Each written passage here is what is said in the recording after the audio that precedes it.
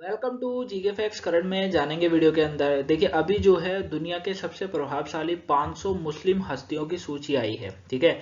और यानी कि एक सूची जारी करी गई है, तो इसके बारे में बात करेंगे कि विश्व के अंदर, पूरे विश्व के अंदर सबसे ताकतवर मुस्लिम कौन है या कौन व्यक्ति है। जैसे होता है रिचेस्ट पर्सन की आती है, पॉपुलर पर्सन की लिस्ट आती है, उसी तरीके से मुस्लिम हस्तियों की भी लिस्ट आती है। तो इसमें ऐसा कौन सा व्यक्ति है जो प्रथम द्वितीय तृतीय स्थान पर रहा है, साथ में भारत से कौन कौन शामिल करे गए हैं उसको जानेंगे, कौन इस लिस्ट को जारी करता है वो बात करेंगे, टॉप 10 के अंदर किन किन मुस्लिमों को शामिल करा गया वो जानेंगे, और किन के बिहाफ पर जो है इस लिस्ट को जारी करा जाते हैं, कौन सा पॉइंट ऑफ व्यू रखकर जो है, कौन सी बातों को ध्यान में रखकर ये लिस्ट जारी करी जाती है उसको बात करेंगे। कुल मिलाकर टॉपिक पेपर के पॉइंट ऑफ व्यू से इंपॉर्टेंट है। 1 या 2 नंबर का क्वेश्चन है जो कि आपसे यहाँ से एग्जाम से पूछा जा सकता है। अगर आपको इसका पीडीएफ चाहिए तो टेलीग्राम पर मिल जाएगा, टेलीग्राम का लिंक नीचे डिस्क्रिप्शन में है, वहां से आप इसका पीडीएफ प्राप्त कर सकते हैं। साथ में आप हमसे इंस्टाग्राम और फेसबुक में भी जुड़ सकते हैं, दोनों का लिंक डिस्क्रिप्शन बॉक्स में। चलिए स्टार्ट करते हैं और एक एक करके पॉइंटों को समझते हैं। तो देखिए जैसे कि मैंने अभी बताया था कि दुनिया में 500 सबसे ज्यादा प्रभावशाली मुस्लिम हस्तियों की लिस्ट जारी हुई है।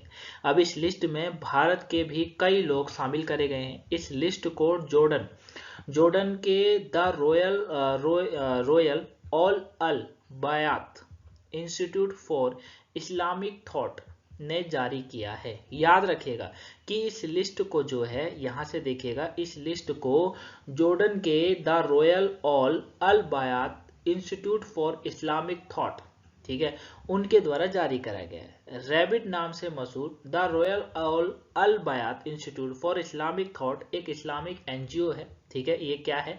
ये एक इस्लामिक एनजीओ है, ठीक है ना। इसका मुख्यालय जॉर्डन की जो राजधानी अमान उसके अंदर मौजूद है। द मुस्लिम 500 नाम की इस लिस्ट में सऊदी अरब के किंग सलमान बिन अब्दुल अजीज अल सऊदी को पहला स्थान मिला है।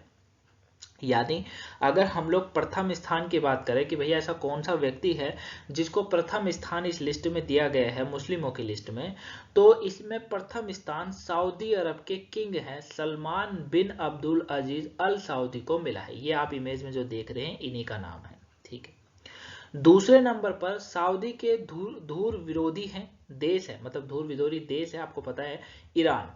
ईरान के सर्वोच्च धार्मिक गुरु है आयतुल्ला अली खमेनिया, ठीक है। कौन है? आयतुल्ला खमेनिया, आयतुल्ला अली खमेनिया जो है उनको दिया गया है। ये है, आप इन्हें इमेज में देख सकते हैं, ठीक है। साथ में इस सूची में एक जो है सब ठीक है, लेकिन इस सूची में एक थोड़ी अटपटी बात है, वो ये है कि तालिबान के जो हिजाबुल्ला जैसे आतंकवादी संगठन से जुड़े लोगों को भी इसमें जगह दी गई है। ये थोड़ा इसमें जो है गलत है, मतलब ये जो लिस्ट जारी हुई है, अगर ये, क्योंकि देखिए तालिबान कब्जा है ना, अफगानिस्तान पर कब्जा कर रखा है हिजाबुल्ला जैसे आतंकवादी संगठनों ने, तो ये गलत है कि इनको इस लिस्ट में शामिल करेंगे, क्योंकि यहाँ पर वो लोग हैं जो पावरफुल है। अब आतंकवाद का सहारा लेकर पावरफुल बने तो फिर वो तो बेकार है, लेकिन इनको शामिल करा गया, ये थोड़ी अटपटी बात यहाँ पर लगी है, ठीक है। तो ये आपको याद रखना है कि पहले स्थान पर जो है, पहले स्थान पर सऊदी अरब के किंग है सलमान बिन अब्दुल्ला अजीज, ठीक है, वो उनको पहला स्थान मिला है।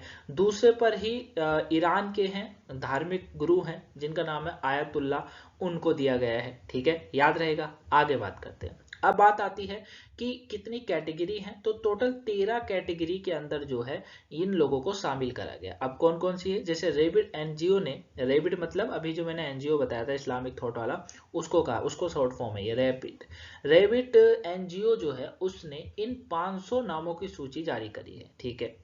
50 रैंक तक शामिल नामों को ही कैटेगरी में बांटा गया है, 50 नाम तक कैटेगरी में बांटा गया है, बाकियों को 450 नाम सूचीबद्ध नहीं है। मतलब केवल अगर बात करूं तो टोटल 50 लोगों को ही इसमें रखा गया है, वैसे 500 लोगों की, लेकिन 50 लोगों को रखा गया है, बाकी 450 को नहीं, क्योंकि 50 ही कैटेगरियों में बांटा है।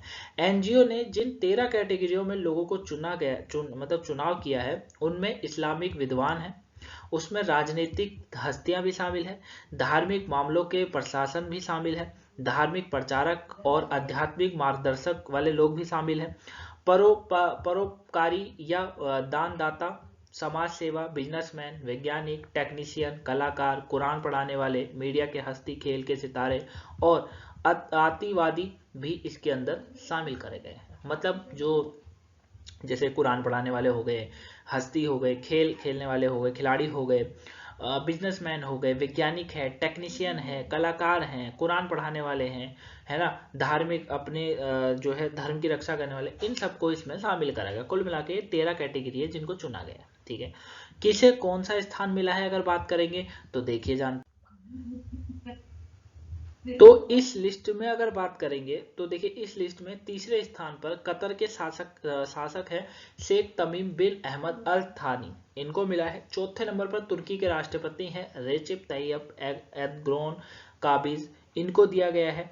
5वें नंबर पर जॉर्डन के हसामाइट साम्राज्य के राजा और यरूशलेम के पवित्र स्थल के अभिरक्षक हैं किंग अब्दुल्ला द्वितीय, इनको दिया गया है। छठे स्थान पर बात करेंगे तो इस्लामी विद्वान और देवबंदी नेता हैं, न्यायमूर्ति हैं शेख मोहम्मद तकी उस्मानी, उनको दिया गया है। 7वें नंबर पर मोरक्को के राजा हैं किंग मोहम्मद 6, इनको रखा गया है। 8वें नंबर पर यूएई के राष्ट्रपति हैं शेख मोहम्मद बिन जायद अल नयान, इनको रखा है। 9वें नंबर पर आयतुल्ला सैयद अल हुसैन अल सिस्तानी, इनको रखा गया है। 10वें स्थान पर सऊदी अरब के क्राउन प्रिंस हैं मोहम्मद बिन सलमान बिन अब्दुल्ला अजीज अल सऊद को मिला है। तो ये टॉप 10 है जिनको इसमें स्थान मिला है। टोटल 13 कैटेगरी है। ठीक है, 13 कैटेगरी में से ये 13 कैटेगरी आपको याद रखनी है जो पीछे बताए, साथ में ये 10 टॉप 10 नाम आपको याद रखने हैं। अब बात आती है भारत की तरफ से, भारत की बात करेंगे तो टॉप 50 में भारत से कौन शामिल है बात करें तो the Royal al Bayt Institute for Islamic Thought ने 2023 के पर्सन ऑफ द ईयर की किताब जमियत उलेमा ए हिंद के अध्यक्ष हैं मौलाना मोहम्मद मदानी को दिया है। मदनी जो है ये 2023 में यह पुरस्कार पाने वाले इकलौते शख्स हैं और दुनिया के प्रभावशाली मुस्लिम हस्तियों की लिस्ट में 15वें स्थान पर मिला है।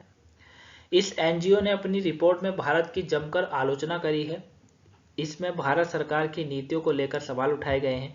इसके अलावा लव जिहाद का भी जिक्र किया गया है। अब दूसरी चीज ये है कि अगर बात करें पॉपुलेशन की तो सबसे ज्यादा मुस्लिम पॉपुलेशन कहाँ रहती है तो भारत के अंदर पॉपुलेशन मुस्लिमों की बहुत ज्यादा है। उसके बाद भी ये कहा जाता है कि यहाँ पर भारत की जमकर आलोचना की गई है इस एनजीओ के द्वारा, जो कि हमें कोई फर्क नहीं पड़ता है, करते रहे। ठीक है, हकीकत क्या है वो हर कोई जानता है। ठीक है, साथ में लव जिहाद जैसा मुद्दे पर जिक्र करा गया है। कोई गलत जिक्र जो है इनकी तरफ से इनका थॉट है गलत है, लेकिन लव जिहाद जैसा मुद्दा गलत है जो कि महिलाओं को ध्यान में रखते हुए करा है और बिल्कुल सही है। अगर आप पढ़ते हैं, आपको पता है, आपको नॉलेज है, आपको भी पता है कि लव जिहाद जो था उस मुद्दे का जो भारत ने खत्म कराया वो बिल्कुल सही है। क्लियर है? तो ये पूरा टॉपिक था गाइस, आई होप आप इसे अच्छे से जाने होंगे, टॉपिक आपको समझ आया होगा। कोई डाउट्स लगा हो तो कमेंट बॉक्स में बता सकते हैं, आपको आंसर मिल जाएगा। पीडीएफ जो है टेलीग्राम पर मिलेगा, टेलीग्राम का लिंक डिस्क्रिप्शन में, वहां से आप डाउनलोड कर सकते हैं। मिलेंगे आपसे नेक्स्ट वीडियो में। सुबह की वोकैबुलरी नहीं देखी हो देख लीजिएगा, और कल आपको ब्लैक होल के ऊपर वीडियो मिली थी, अगर वो ब्लैक होल वाली वीडियो अभी तक आपने नहीं देखी है तो प्लीज़ उसे ज़रूर देख लीजिएगा। आपके पेपर के पॉइंट ऑफ व्यू से, नॉलेज के लिए, सबके लिए काफ़ी इंपॉर्टेंट है ना। तो ब्लैक होल के ऊपर जो है मैंने आपको वीडियो कराई थी जिसमें मैंने आपको पूरा ब्लैक होल के बारे में जो है बताया था कि ब्लैक होल क्या है, इतना गुरुत्वाकर्षण कहाँ से आया उसमें, वो सब चीज़ें। तो उस वीडियो को जरूर देख लीजिए, कल 7 बजे हुई थी। मिलेंगे नेक्स्ट वीडियो में, तब तक के लिए thank you for watching guys, have a nice day, thanks for watching.